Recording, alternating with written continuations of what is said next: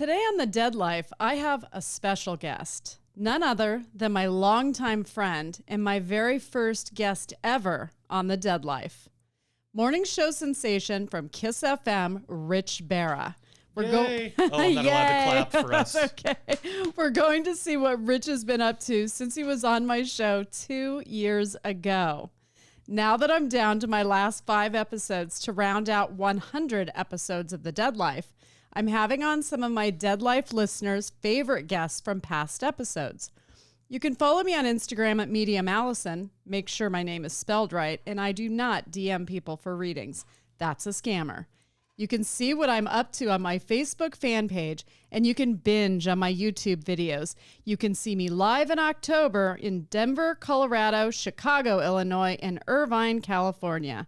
In 2023, I'll be coming to Dallas, Texas, Scottsdale, Arizona, and Nashville, Tennessee. For more information, go to AllisonDubois.com. Rich, welcome back.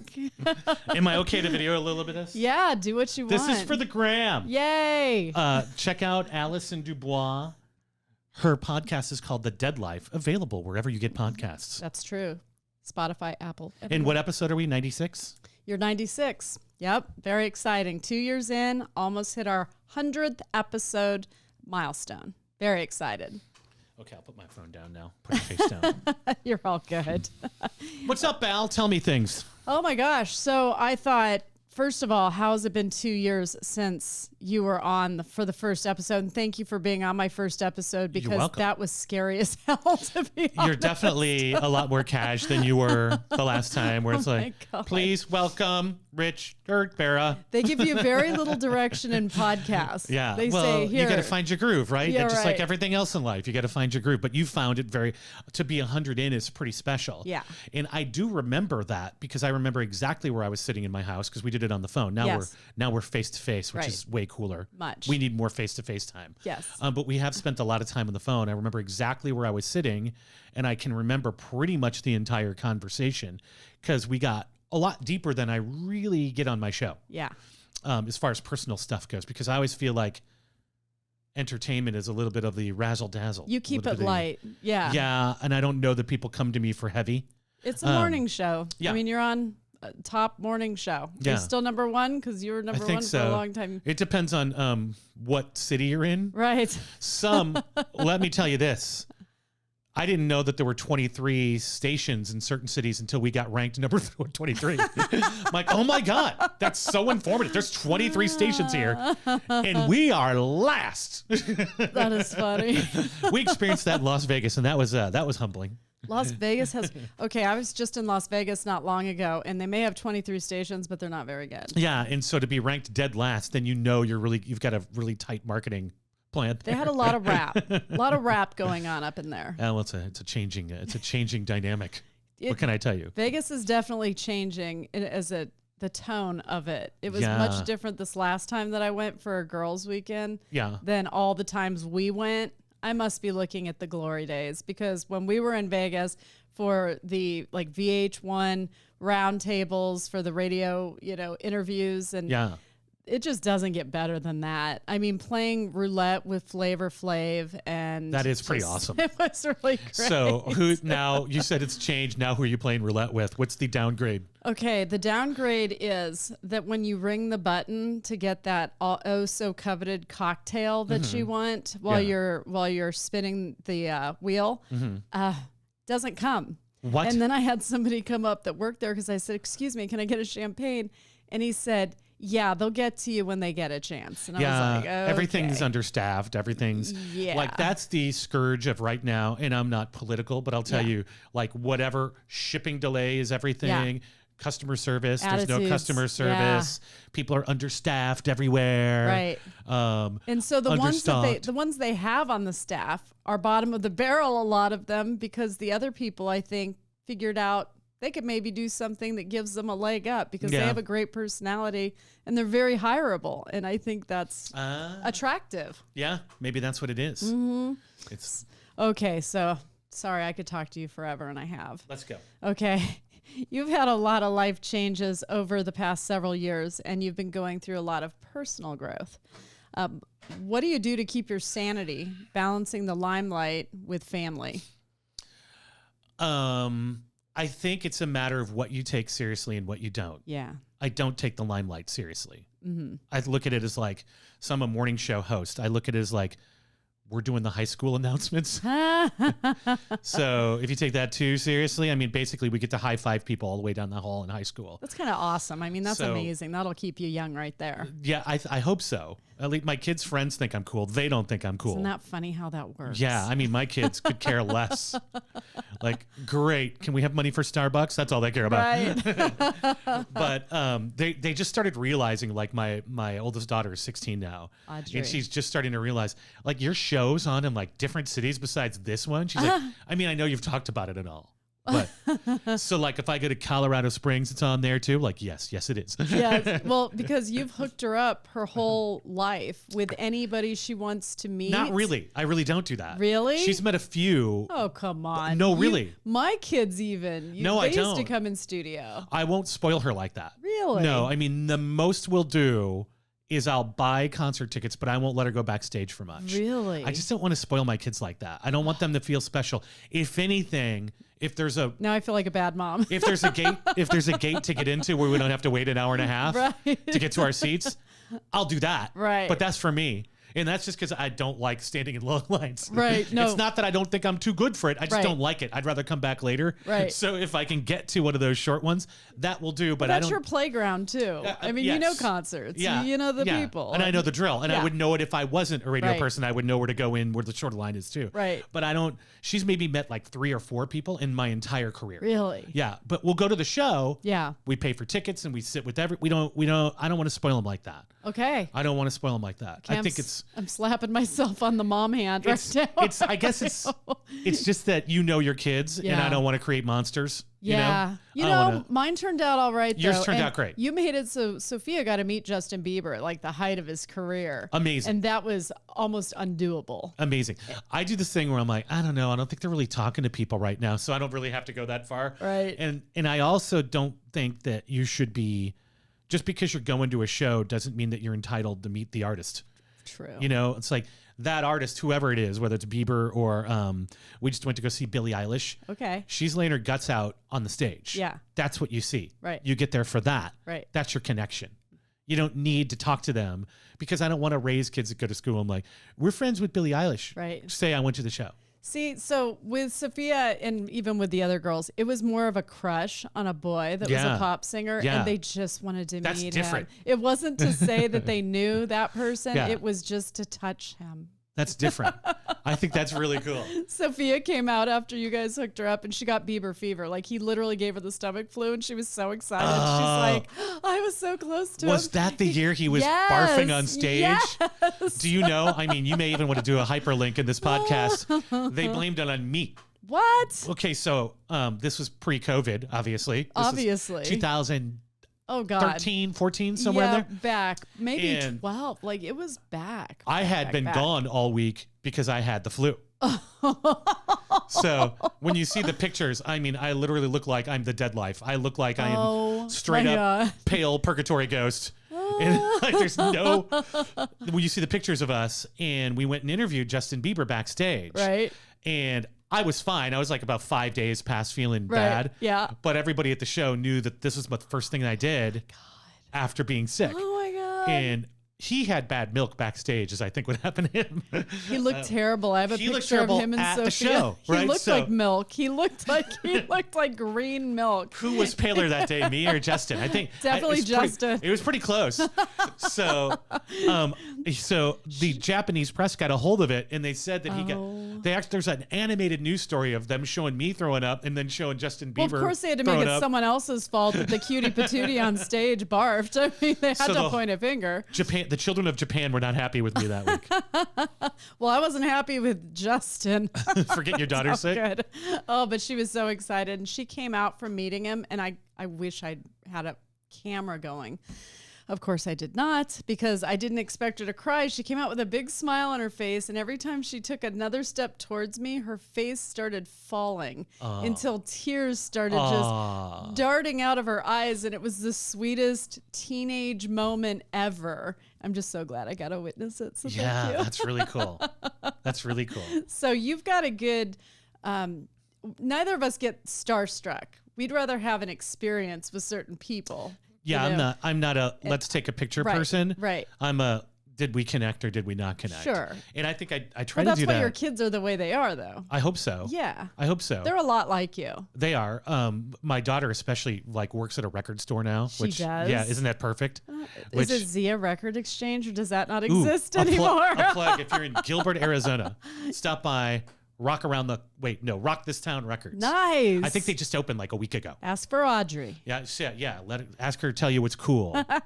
So when we went in there, they hired her, and I'm like, you were literally born for this job. Yeah. You've organized my records your whole life. Right? Because vinyl still matters. I still buy records. I still think she and your son Joe are 2. They're years like, old. yeah, they seem like they should be.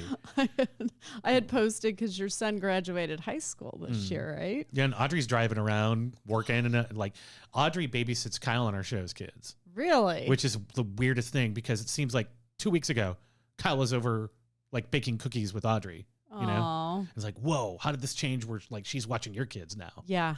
Time, circle of life, and time flies. I'm telling you. I mean, Sophia just turned 23 on the 4th of July. That's crazy. Isn't that crazy? You remember as a little girl, right? Yeah. I know. I hate it. I Stop still kind of growing. look at her like that. I know. The youngest, you got to still keep young. The oldest, they grow up, they Yeah. move out, but the youngest should always be your baby. Absolutely. You know? And she was born to be the baby. She loves it. She's like, I'm going to spend the night tonight, Mom, just to be close to you and Dad. I was like, okay, do that. Works for me.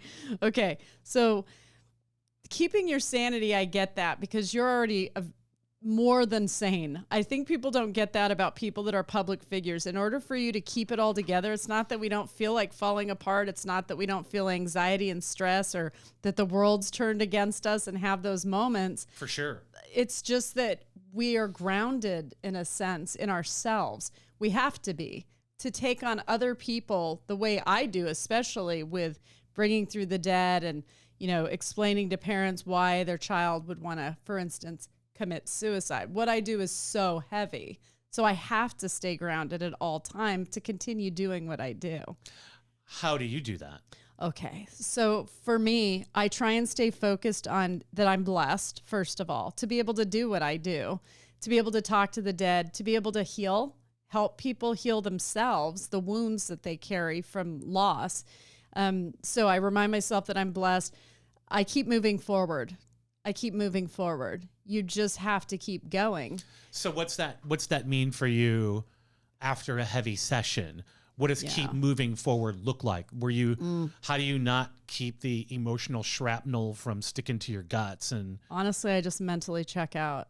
I turn on a rom-com or something, or I listen to music. I have to do something in the world of nonsense where it doesn't take many brain cells to do it. I live in the world of nonsense, so see, I'll call and you could tell me about some of the songs in the show. Yeah. That'd be great. like you watch a lot of throwback TV too, I notice. I do, because I don't like being preached to, and I find television to be highly preachy these days. I don't know. So. I know you've gone on an 8 is Enough marathon, and that was the preachiest show on TV. Loved it. And Kojak.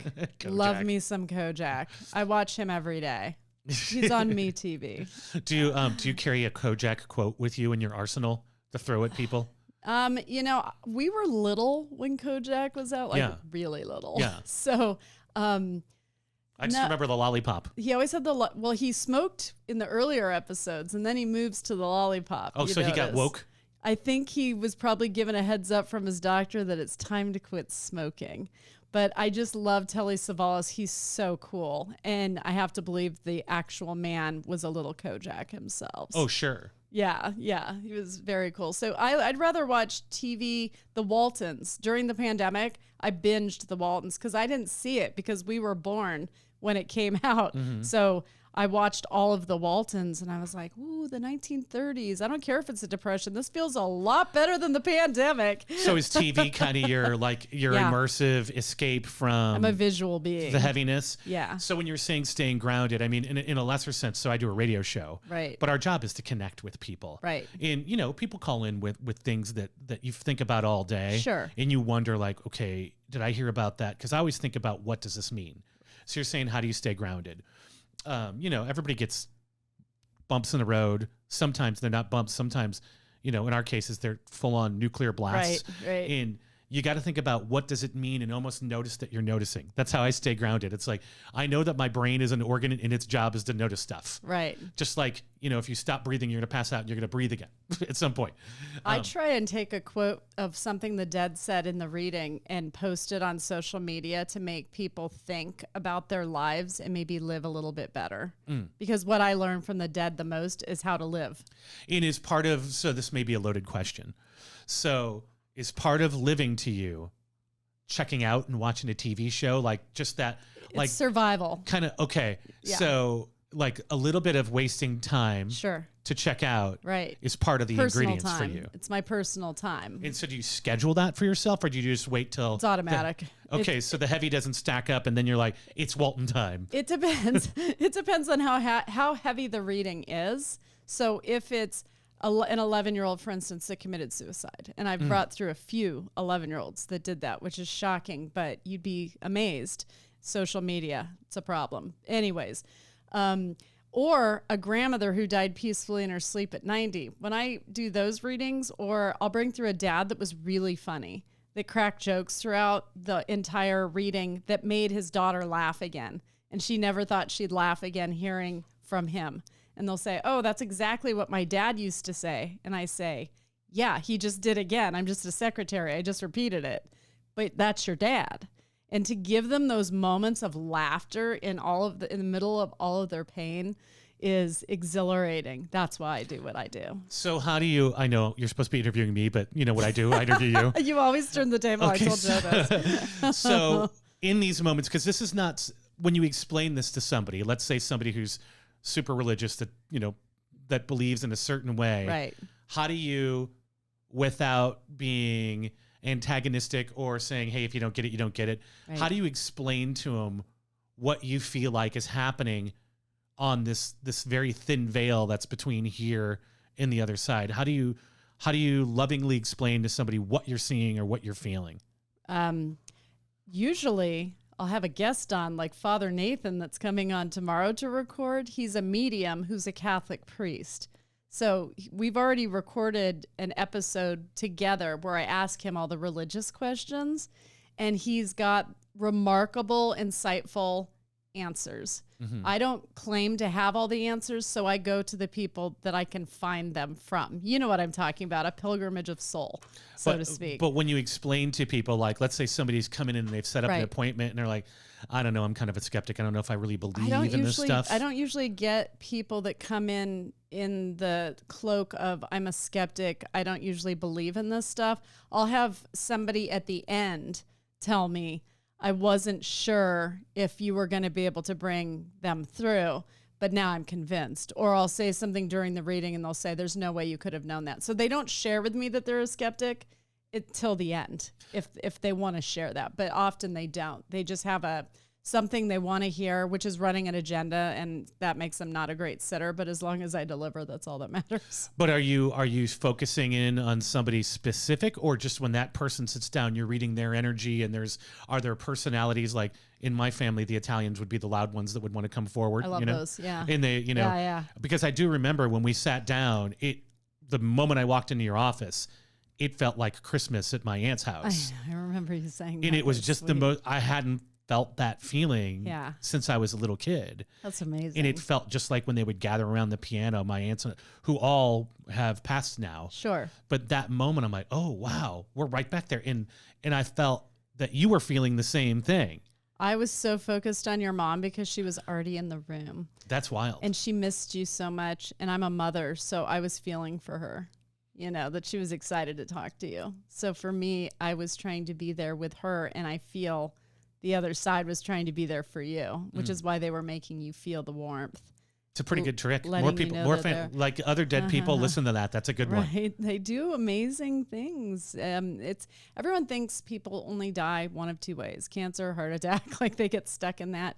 That's not what the readings are about. It's about the special things that they share that are unique to them. So are you tapping into my right now and their right now? Are you tapping into something that I remember about them that is like you're bringing it out? What is it, an either or? Okay, so remember I was studied in a laboratory, and this is one of the theories that they got rid of, that they were able to eliminate to prove that it wasn't a super sci theory where there's a pocket of a memory that I'm just tapping into, or I'm reading your mind. I had to tell them something that the sitter, the living person, didn't know from the dead. And that they could somehow go back and verify some way? Yes, and they did. And they went, and so that's why there's academic journals written about me and the readings that I did, because they were able to get rid of that I was inferring a wedding ring on their finger because they're not in front of me, they're on the phone. They eliminated every other possibility other than I was talking to somebody who died. That has information. Right. Are you readable, Allison? People are afraid of me. Why? I don't know why I seem intimidating. Is it a guard? Is it a safeguard that you guarded. put up? I'm guarded. I mean, I worked a lot of crimes. You get a little jaded with life. You start to look at the living in a different way through the dead's eyes, and how we squander our time worrying about things that won't matter in the end. And we fail to create our versions of heaven on earth.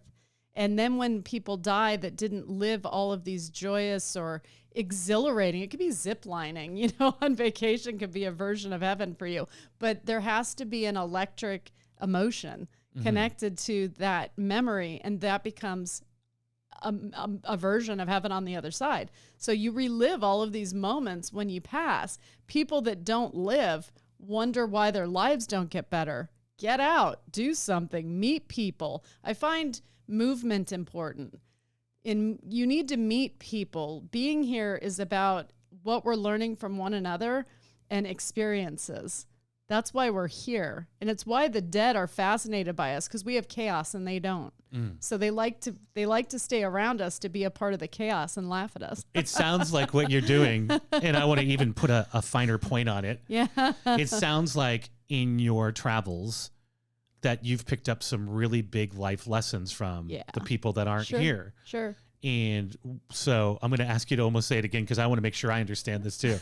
So what do you think your biggest takeaway from all this, the life lesson for you that you're like, don't forget this because this comes up over and over and over again?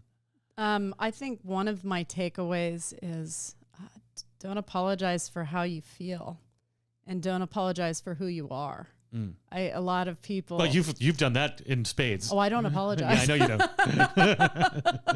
It's who I am. It's like, if Allison says, I'm sorry, it's because she's sorry you don't understand her. If I say I'm, that's funny. If I say I'm sorry, it's because I know I'm wrong. And it's one of the things Joe said he thought was different from me than other girls when he met me, is that when I was wrong, I would actually apologize. And that was refreshing to him. So I will. It's just people get upset over things that we're not wrong about. It's how they react to us. And if that's their reaction, that's on them. Do you you've got to have the world's most accurate people reader when you first meet somebody? Very accurate. So do you think, people. Can you tell when people put on a little show for you? Yeah. Because they're like, I don't want her to know that I'm a shoplifter. Oh, my favorite is when I know that's funny. When the husband's introduced to me at a social gathering and he finds out what I do, and he goes, "Nice to meet you," and walks away. And I'm like, "Okay, bye." I've seen it happen with my own family. Right. When I've introduced you to in-laws or steps or whatever. And the irony is I'm not even focusing on any of that hey, with nice them. to see you. I'm just meeting people. So unless they murdered somebody, I'm not going to pick up anything horrible off a handshake, But you can't, if somebody did murder somebody, you would know, you would feel that. If somebody walked into a bar that you've been in and you're like, I have some interesting stories about that. I'll have to share with you. But can you follow up on it? Will that hold up in any sort of I was in Tombstone once drinking with some bikers and a bunch of friends. And I looked at this one guy, one of the bikers, and I said, you feel like a really good guy. I feel like you're the guy who you get toys at Christmas for children and you go on bike runs to, for charity, and all of that is Santa Claus in you. I said, but there's this other element. And he said, what? And he was playing with his big white beard, stroking his beard. And I said, you killed someone, but I said, I don't feel like you did it in malice. It was almost like mutual combat. And he sat back and he was a little schwasty, but he said, yeah, I did kill a guy once. And he started telling me the story about how they sort of got into a fight over they were drinking and it turned into a bigger brawl and the guy pulled a knife and he pulled a gun and that was it. And you can see that in your mind's eye when he's so you can almost verify. I'll feel around as to first degree murder, second degree, like what are we dealing with? Was it, because he's a 6 SOB, and he just likes destroying people. And it wasn't that. It was a couple of bumbling drunk fools that did something stupid. And it had more of that energy. So, yeah, I can pick up on that. The thing I worry about more is when I shake someone's hand, I can pick up on cancer. Mm. And I don't like that feeling, which I'm sure you can understand. Sure. We've all been touched by it in our families. And so I'll tell them to go get their chest x-rayed or something along those lines with my clients. But with people, I feel like I have to be very careful about crossing that ambush reading line. Here's what I suggested you do, and I know you haven't done this, but when somebody kind of pisses you off, you should give them that friendly advice as if you mean it. Yeah, you told me this a long time ago. You said, tell them they need to get a rectal examination, but they're not going to find it the first time, so they'll have to get a second opinion. You got to find somebody with really thick fingers and thick gloves to go up there, or else you're not going to find it. All the way to the elbow, man, all the way. So I'm going to play the clip from the first time you were here 2 years ago on your mom. And I re-listened to this clip and I thought, why was I so excitable? So sorry about that. I'm much more relaxed now, but I was so excited to deliver her message.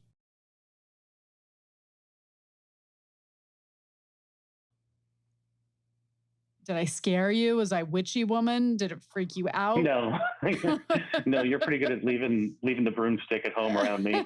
That session kicked things off, and your accuracy with things that would have no reason to happen would happen. Like you told me you're going to get a piece of her jewelry in the mail. No, and her ring. I said her ring.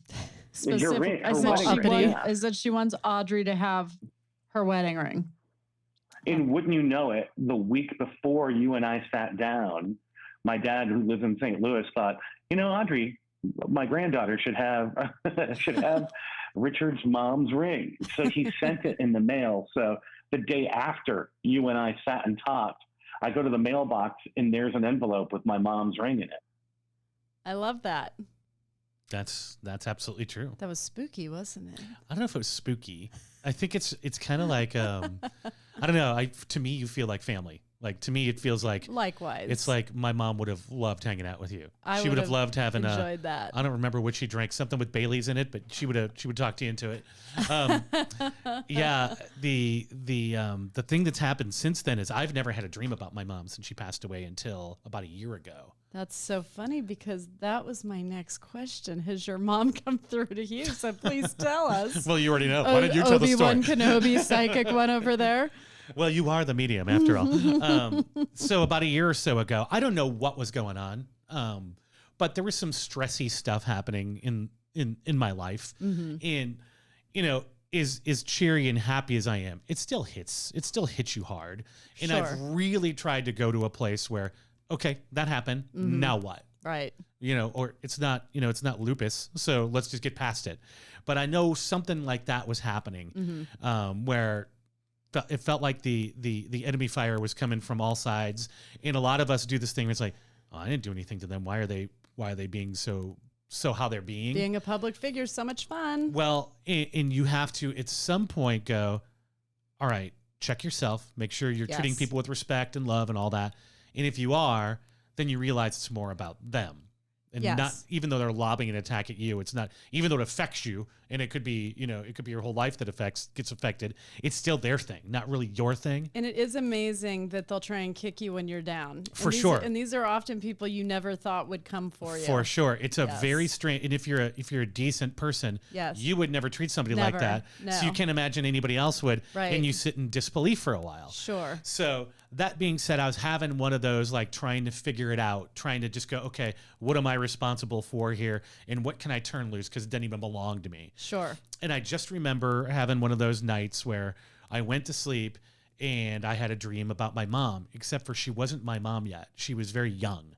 I remember, so my mom would have been born, well, I don't want to give too much. I don't want to. Don't give mom's age away. I won't do that. She's She still would- a lady. She would not like that. But she was dressed like a teenager. And in this dream, totally full of life, like dressed cool and young, almost like think beach blanket bingo style. That's in cool. the dream, like, like her hair was tied up cool. All her Annette Funicello'd skin out. looked great, like total, total like bouncing movements, like electric personality. And I didn't know that side of my mom. So when I saw it, it took me a while to recognize her. Right. And I remember us kind of talking, and just that energy that she had was, it felt so nice.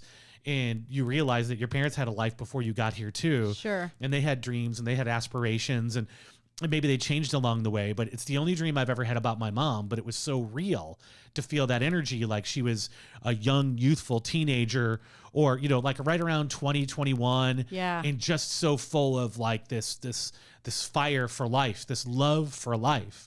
And I guess when you have a parent that dies of cancer, Sure. you think a lot about the end times. Right. You don't think about what they wanted their legacy to be when they were 20. Exactly. So when you've asked me how I've changed over the last year, ask any of my friends. I almost ask every one of them at some point, well, what do you want your legacy to be? Nice. And if you're not working for that, then what are you doing? doing? Yeah. I mean, we can all stack up hours and get I sound so Midwest right there. Hours. You can all, that's an ode to all my uncles that from the Midwest that talk like that. You can stack up hours and you can get a paycheck and you can buy something cool and you get a good car. But what do you want your legacy to be? How do you want to be remembered? Yeah. And that's changed for me. So anything that doesn't meet that is off the table. Like it. I like it a lot. If it's not connecting something, Sure. then It's irrelevant. What's the point? And then Exactly. you stop wasting time, trying to be a people pleaser and make everybody happy. Because I lived that life for a while too, where I would need everybody to like me, so Yeah.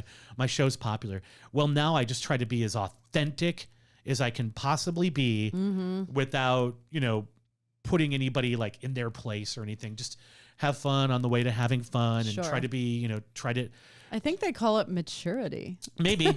I don't think I was used to, I don't think guys really find that till we're like 40, quite honestly. You've got a few years still then. Oh, I wish.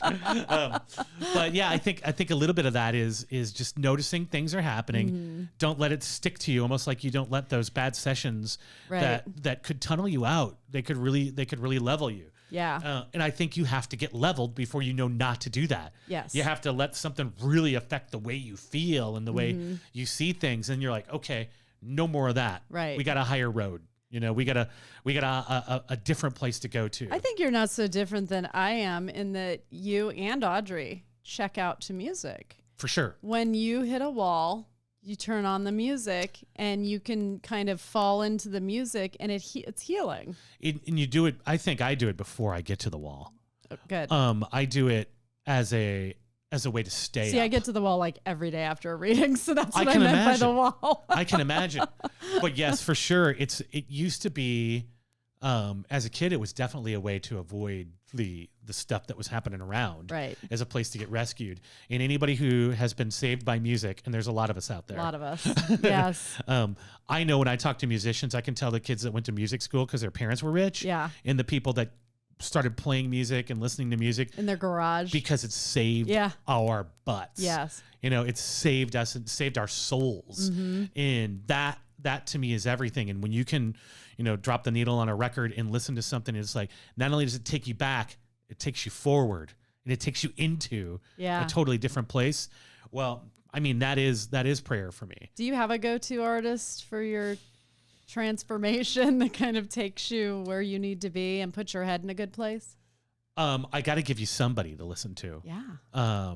But it's whatever the mood is. So yeah, I get that. it's almost like a certain Same with day. my TV. So movies. I mean, it might be Bob Marley, it might be Elton John, it Right. might be because I think there's artists that get it too. Like Prince got it. Like I think what I would say is, the artists that feel the way you felt. Yeah. You know the artists that, Yeah. that music saved them. Yeah. So when you need saving, you got to go to a Queen record. You got to go to, something that stirs up your guts. Yeah. And it could be anything for me. It could be Van Morrison. It could be U2. It could be Thin Lizzy. Sometimes you feel like going back to the 80s just Yeah. to relive Yeah. teen years, sometimes childhood. Let's go back Yeah. to, easy listening music from the 70s. Or it could be something kind of new, like Ray LaMontagne's a great artist to kind of like sink into. I cannot name one new artist. well, I'm just useless there. It's out there. I mean, the music's out there. People are still getting touched. People are still getting moved. Okay. I listen to a lot of stuff. And my daughter turns me on to stuff all the time too. The music is out there. It's good. I love that she's a daddy's girl. There's songwriting going on. There's people writing with orchestras. There's all kinds Cool. of music getting made out there. And the old stuff, like if you look at today, I don't know when this podcast gets released, but if you look at the top charts today on iTunes, the number one song is Kate Bush from 1985, Running Up That Hill because of Stranger Things. Number 2 is Metallica.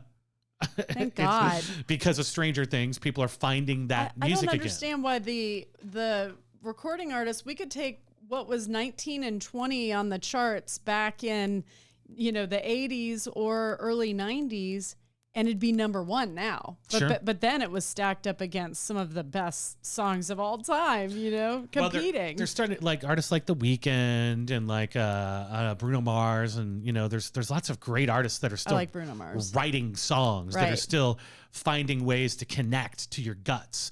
And even older bands like Def Leppard had an album come out last week. It's amazing. Really? It sounds like Def Leppard. It's great. I'll have to check that out. Like if you need to, go somewhere and just, like rock out and feel you something. I know Def Leppard. So yeah, I mean, I know it's Joe out there. Elliott. You just gotta reach for it. It's not necessarily always on, the radio, and I work on the radio. But we played Kate Bush this morning. It's so big. That's on amazing. a top 40 Did you watch station. Stranger Things? Of course. And so this is cool too. Kate Bush, if you want to talk about something kind of cool, she's the oldest artist with the number 1 song at 63 years old. Really? Because it got back on the charts. So don't tell me that people aren't there's no place for older music, and there's no place for new music. Young people just have to be introduced to it. It should all go together, because I want to hear what Justin Bieber's new album sounds like, and I also want to hear what Metallica's new stuff sounds like. Yeah. I want to hear when Elton records with Dua Lipa. I think that's cool too. Like I want to hear it all. Yeah, but you're cooler than most. It's not cooler. It's just you want to hear something that moves you, and if it moves you, it moves then you. you have a lyrical heart. That's what moves you. I speak in song lyrics. Of course you do. Of course you do. So I think Audrey's also processing through music as well, and I did want to say about your mom, the way you described her is. They'll give you an image of them to focus on so you don't think of them sick. And so the fact that she showed herself at that age, at the most vibrant she ever was, makes a lot of sense. They do that all the time. And with clients, I will relay to them, this is what your mother looks like. It's 1962. Her hair's piled up. She's got a dress on that's shorter and says she had nice legs. She's got a block-heeled pump on. And I'll just describe what they're wearing. I'm like, there's a picture of her in that. Take it out. That's what she looks like now. And they'll say, I don't know if sometimes I'll hear, I don't know if my mom wore skirts that short. And then they'll email me and they'll go, I found the picture. I'm like, of course you did. It's just, listen to me. Yeah. And I've had a few party girls that I've brought through where I'll say, did you know your mom used to go to the USO and she was kind of a good time back in the day? And I had one daughter or granddaughter, and she laughed and she goes, yeah, I knew that about her. That's awesome. So there you go. That's living loud with no apologies right there that you're talking about. That's what I'm talking about. And I love Don't be afraid to be yourself. And they weren't. And the only people that have regret are the ones that were afraid to be themselves and they bottled it up inside, or they stayed in a terrible marriage for 50 years and they regret that. And then you don't know who yourself is. Right. And I think that's what I see. I know your phone rings a lot from people that, especially over COVID, that were people only call me when things are bad. Right. In bad places. Right. You know, and we've all gotten those phone calls. For me personally, even with the radio show, I would say over COVID, I thought maybe people were calling me because, I'm divorced, and they're like, well, you seem like you handled it okay. What's it like out there? People were ripping off the Band-Aid during they COVID. They sure were. But when you you talk to people, it's like the thing that you hear the most is I think people forget who they are. That's and it's true. like once they start kind of coming out they of lose that themselves. fog. Yeah. Coming out of the fog is the hardest part because the fog is familiar. Yes. And the routine is familiar. Right. And it's freaking hard to live out loud. It's hard to tell your family, hey, listen, this situation I'm in, I don't want to be here anymore. I'm not going to do this anymore. It's really hard, but it's also the freedom that most people seek. Sure. Like I've talked to you before. It's like, I feel like we all crave freedom. We all crave being safe, and we all crave being connected. Like those things. And if your relationship doesn't have those, if it smothers you, if it doesn't, if you're lost in one of those things, if it's it tough. drags you down, and that would affect your creativity as well, and your peace of mind, which is a huge problem. When you marry, you don't realize you've given this person every part of your life, and they will affect you. So I remember when you were going through that, and that you were trying to really find your grounding, and I hope you know that I was here if you needed me. We had a lot of conversations. And, I did a lot of. I didn't talk to a lot of people about things because I think it's personal. You got to work it out too. Sure. You can't have somebody just tell you. Of course. Your eyes have to sort of open. Uh-huh. And you have to kind of get over your own shell shock of like, well, how did we get here? Mm-hmm. And then you have to somehow crawl out of whatever pit that is. Right. And, in my case, doing it while doing a funny show is not the easiest. No. But it's also good medicine, too. And it's you also have to make a public declaration. Show must go on, though, acknowledge the elephant in the room. So that's, of course. So all that's done. And your kids are great. They're awesome. They're very grounded. So they're way more grounded than I am. I find, and I'll say this as a child of divorce, a lot of kids look at their parents and say, I really wish you'd just gotten a divorce sooner because I wasn't sure how the two of you, why you were even together. I look at my parents and people say, doesn't it make you sad that they got a divorce when you were 2? And I said, I don't even remember. What do I care? I said, I don't even know how my dad put up with my mom as much as he did. How they came together, I do not know. But thanks, Mom and Dad. Yeah, I guess so. They knew the destiny. I'm their only child, so I guess so. Do either of your parents have the gift that you have, Allison? On my dad's side, the women knew when, they can see people in dreams when they sleep that died. So they talked about that a lot. So I knew my aunts had that, but they were Hispanic, so they kind of put that Santeria spin on it where it could be a little dark. And I'm like, I don't get that. I don't understand the dark nature of death isn't something I see. I hear the music. I see the fashion. I see the car they're driving. That's got to be fun, seeing the fashion. It's amazing. And you know what? If I didn't get that degree in history, I wouldn't be able to place everything. I'm very good at it. Oh, wow. Very good at it. So college came in handy after all. Yay. And is the dream, do you think, the way most people are able to get through that veil? They're easier to access while you're asleep because your mind's shut down.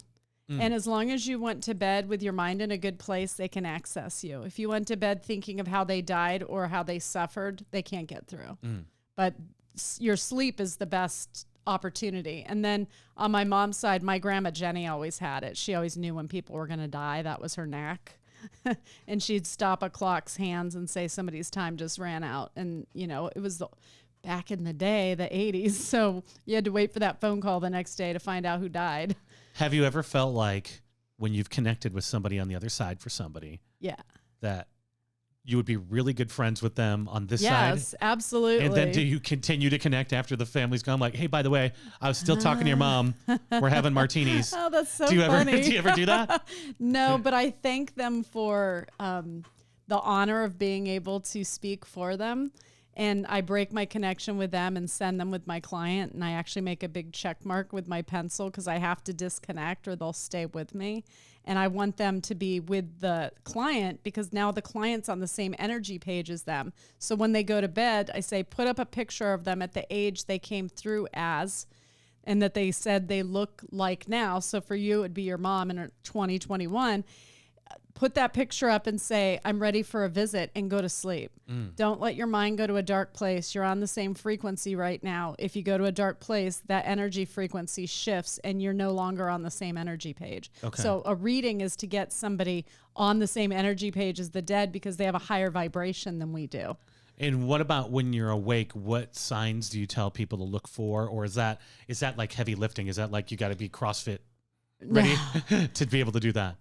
They have different signs that are specific to their personalities. My dad's is music. He was a professional ballroom dancer, so we played Name That Tune my whole childhood. So obviously that's how he's going to communicate with me. And songs trigger emotions, so they'll often use music to communicate with their children and their loved ones because it's an easier lever to pull. That makes sense to me because songs to me, we don't really know where they came from. Right. I mean, you remember talk to your iPod used to, your mom, didn't your mom play a bunch of songs that pertain to her? And we were at the cemetery for Halloween. I was just thinking doing about that segment for Kiss FM. And Allison, you scare me to death because you're like, hey, hold on a second. There's a bunch of old ladies that like you that are following you around. Remember that? Well, they get attached to you. Well, you probably remind them of their grandchild or something. So yeah, when I got in the car, the song was, if anybody wants to look it up, was Dream Theater, and it's called The Spirit Carries On. Yeah. And it literally, the first word is, I'm not afraid of dying. Like I'm not afraid of the pain or something like that. And then it goes into, I believe that after we're gone, the spirit carries on. And it's playing super loud on my radio. It was just a random old song that came up out of, like 40,000 songs on the iPod. Right. That's the one that comes up. That's crazy. And whenever I hear that song, I still go, okay. Which makes me think that band must have been tied into something when they recorded that, because they must have had an experience like that to pull something like that out of the ether. Yes. And that's where I was going. It's like, we don't know. I mean, I write songs. I never know how I write a song. It just sort of shows up. Right. And it's your job, if you're open to it, to sort of be the steward of that song and get it laid down on some sort of thing. Yes. So that it has life beyond you, beyond just pulling it out there if you're in the right place in the right time. And I imagine that's kind of what. Well, and you're leaving behind. Like if you write a song and you leave it behind, you're actively participating in somebody's sort of healing. Somebody who doesn't even know they're going to need that song yet. Yeah. You immortalize yourself in that way because that person hasn't actually lost anyone. But in 5 years, they're going to need that song. So music is actually a really great way to live forever. So write, my friend, write. And did you know, here's a fun fact for you. So I did all these studies on the brain. Just for fun reasons. Okay. Do you know that the brain is never more satisfied than when it's writing a song? Really? That is the ultimate sort of like piece for the brain. What about a book? No? Well, I would say anything that you create, whether it's a painting or a dinner, a meal for your family. Yeah, that makes sense. Whenever you're in a create, I'm putting my adapter on what the songwriting thing is, because I was reading that, I'm like, well, what about people that don't write songs? Right. And I remember the professor going, well, lucky for you. But I kind of feel like whether you're painting something, drawing something, making a collage of memories, creating a meal, even planning a party. So anything that evokes joy. Yeah. And coming together with other like people. creating something that wouldn't have existed if it didn't have your little stamp of you on it. Creation's key. I like Sounds that. like that's the magic recipe for the right now happiness, and especially if you're having a bit of a day. Right. Well, it's a good way to jump into that zone. That's, I wrote a lot of my books that reason and that way. I'd do a reading that bothered me and I'd write it down in full detail while I was still remembering it. And it would turn into a chapter after I had 4 or 5 more of those kinds of readings. And that's the manifestation of all 6 of my books.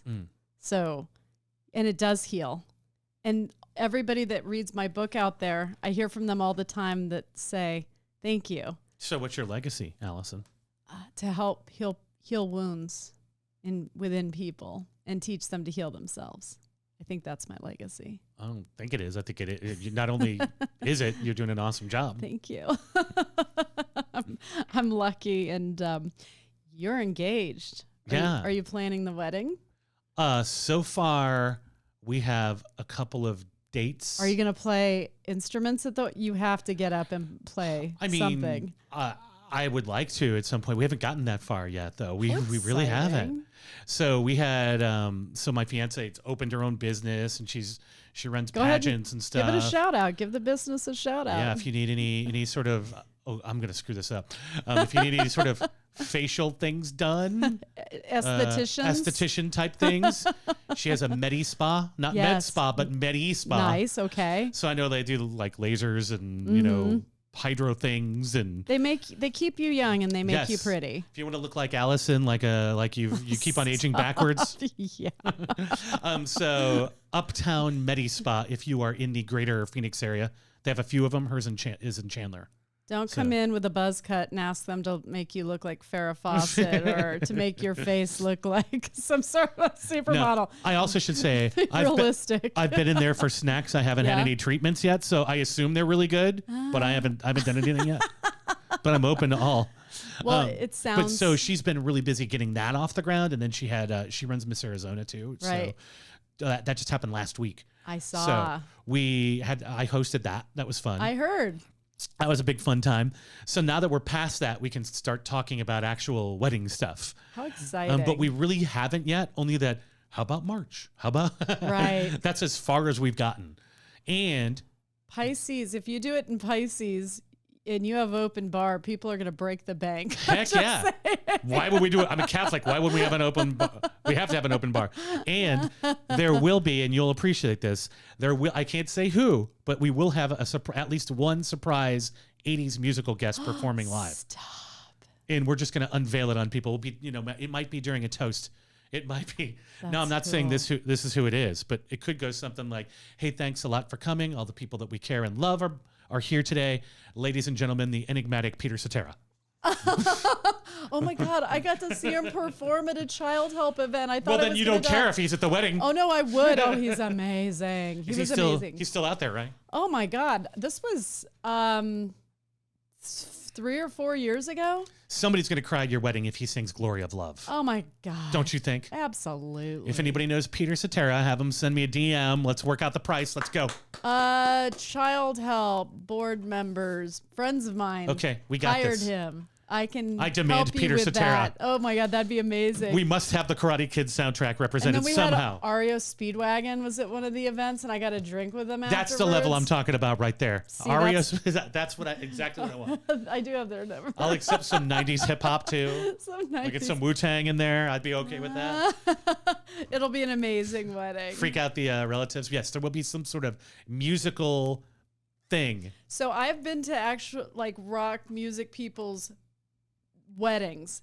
They roll out cheeseburger sliders and mini tacos at the end of the night when everybody's marinated. Mm-hmm. Best thing you can do at a wedding is to bring out all that greasy food. Just one last roll out at the end. I'm all over it. Chicken wings. It was awesome. All over that. Mm-hmm. We like a custom crepe bar too.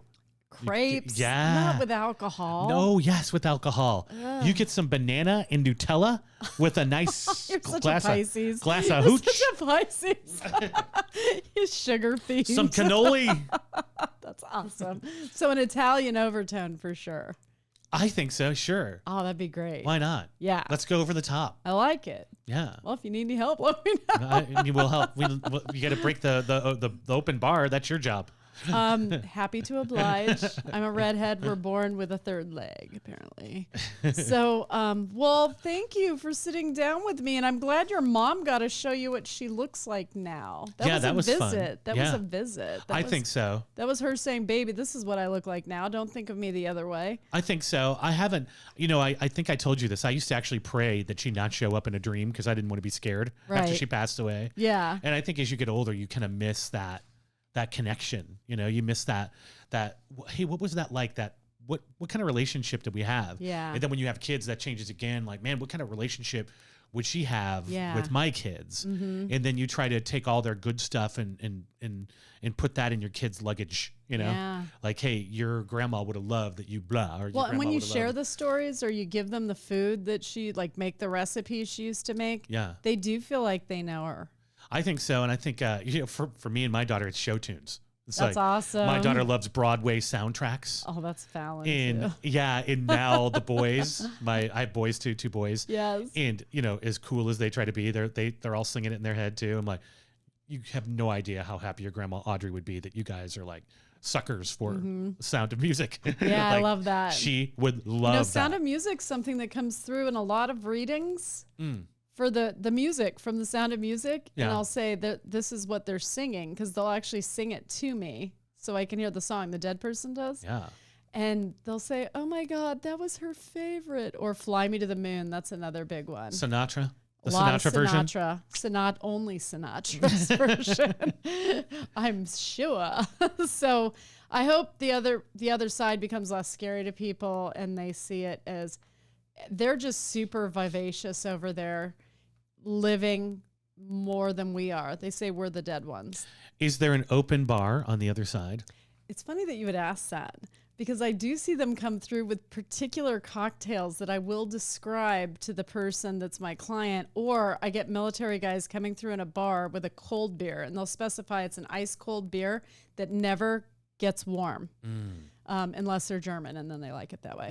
So I have to know my nuances, or they'll talk about the best cheeseburger in the world, and or it'll be the bar they met their wife in, that I'm describing. So I always see alcohol over there, and I'm really sure that when I die, I'm going to cross the finish line, and they're going to have a drink ready for me, the best nectar of the gods that I could possibly wish for. What would that be for you on this side? Oh, well. You have one drink choice. Okay. To get poured on the other side. I will share this with you. It's my version of a French 75. Go on. You take Cavassier and you roll it in a champagne glass and you throw out the excess. You just want it rolled in the glass. Then you pour some champagne in it and put a lemon twist and a sugar cube in the glass. I want one of those right now. And Let's they're go. delicious. It sounds amazing. Well, we'll have to make some sometime. Do you make them? You Yes, do? I do. That sounds incredible. Yeah, okay, that could be a signature drink at your wedding. That'd be Okay. probably pretty great because the Cavassier adds a sweetness to it. It takes the bitter out of the champagne. It's nice, yeah. I've never had one, but I'm totally down. I'm going to make you one. That's going to happen. Well, Rich, thank you, my friend, for being here and for being number 96 on the charts. Congratulations. Thank you. On the Dead Life. I know you got a good crew around you, I do. especially the fam. Yes. It's thank really good to you. see them like all smiling around you. And I'm really proud of you, and I'm really honored to Thank call myself your friend. Thank you. Love you. Likewise. I love you too. Well, thank you to all of my listeners out there. Tune into the Dead Life next Tuesday. And to all of my believers out there, don't stop believing.